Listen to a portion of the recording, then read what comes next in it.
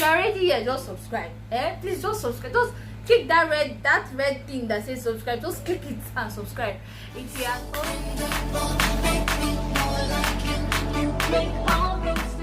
Hi guys, welcome back to my channel. It's your baby girl Nonyeloom here. Yes, if you're new here, please consider subscribing, like my videos, and share the videos if you care. If you're an oldie, you know the drill now. Just like, comment, leave your comments in the comment section, and I'll be sure to answer any questions that you have or whatever. All right, so this video is a little bit different. So my elder sister, I'm going to give you guys like a short backstory. So my elder sister moved to Canada sometime in 2018, if I'm correct. Anyway, and ever since she moved till date, people have always been asking me, oh please help me ask her sister, what did she do, how did she do it, what step did she take, and blah blah. Since I have a YouTube channel, I decided to ask her to like do a video for me and send it. You guys should thank her for me and send it so I can upload it on my channel, so that everybody that is asking me can just come on my channel and watch her talk about her story, how she moved, why she moved, and the processes that she used basically. So I'm just going to stop rambling at this point and let you guys watch the video. Please watch this video, share, depending on how many views and likes and engagement this video has, I'll be able to convince her to do more of the videos, at least in detail, whatever it is. If you have any questions, just leave them in the comment section below or DM me on Instagram, and I'll be sure to send it to her and also get a response. Now I just want to put this disclaimer out there. She's not an immigration lawyer of any kind. She's just sharing from her own personal experience and experiences from her friends and family as well. Okay, so let me just stop talking now and get right into the video. Okay.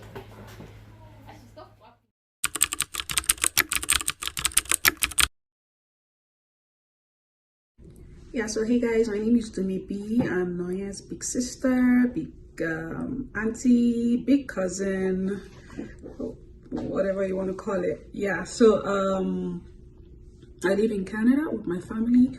I moved here last year, 2019 April, so roughly 13 months here in Calgary, Canada, and there is nowhere else I would rather be than here.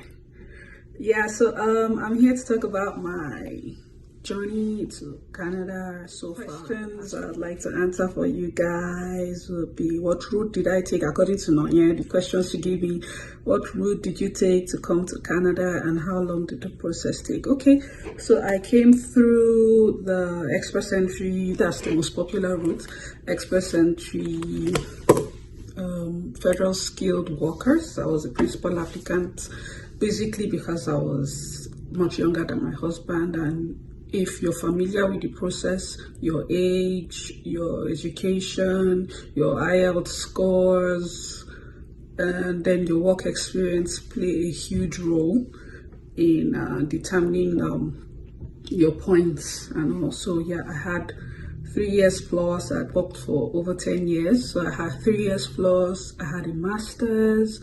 My IELTS were like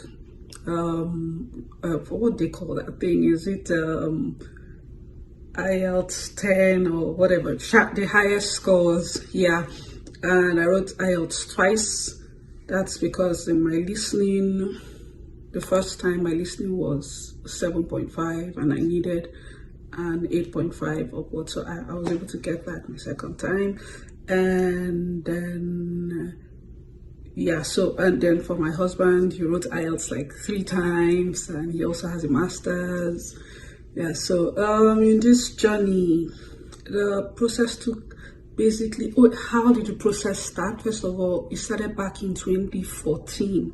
We had always been wanting to like move abroad because of the situation in Nigeria, we all know, and then we had kids too, so we didn't want them to like go through what we went through, and then we weren't seeing any improvements in the government in the state of Nigeria. So I personally didn't want my children to like experience any of that, where I have to bribe someone to get my daughter into university, or look for who I know before she gets a job. You know all that. My mom did that for me, and I thank her. I'm endlessly grateful, but I don't think I want that kind of stress for my daughter. And then the corruption levels, you know, all the yeah. So that was basically one of our reasons. And then the fact that, okay, you work so hard for so long, and at the end of the day, if you're not up there, or if you're not a relative of one of those politicians and all that, your hard work just goes away. My husband had worked close to 13 years in the bank, and it wasn't like it was anything.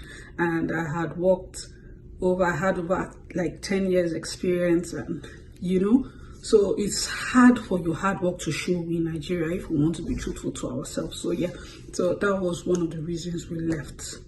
Yeah, and so like I said, the process started in 2014, but we stopped. We started again in 2016. We stopped. Well, why were we stopping? Because we weren't conversant with the process.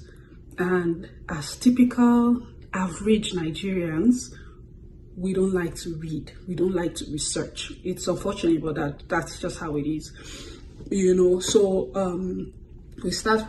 We're looking for a lawyer, and the lawyers we're charging as much as $3,000 to start, and then subsequently they keep charging you without telling you the truth. You get. So the wake-up call came when my husband traveled to the US in 2017, and that was the first time he went to the US.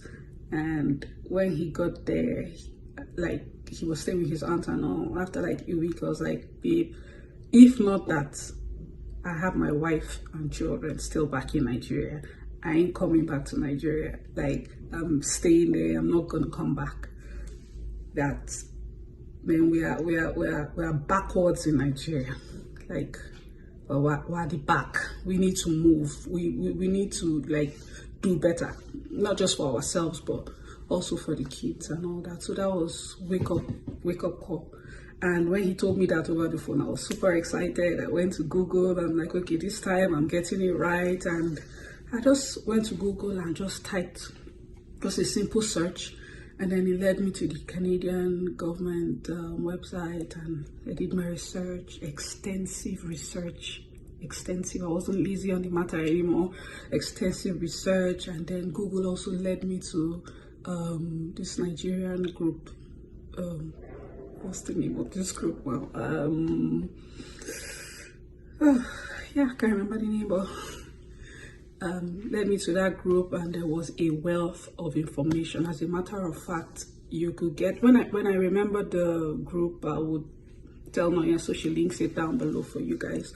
A wealth of information, and it brought it closer to home for me, because like, these are my people. They've gone through, the people who had gone through the process. They told you stories, they showed you step by step, what to do and all that. So I used that website as a guideline for me. So when he got back, we wrote our IELTS the first time. It wasn't spectacular. I wrote mine. We took it step by step, as a matter of fact.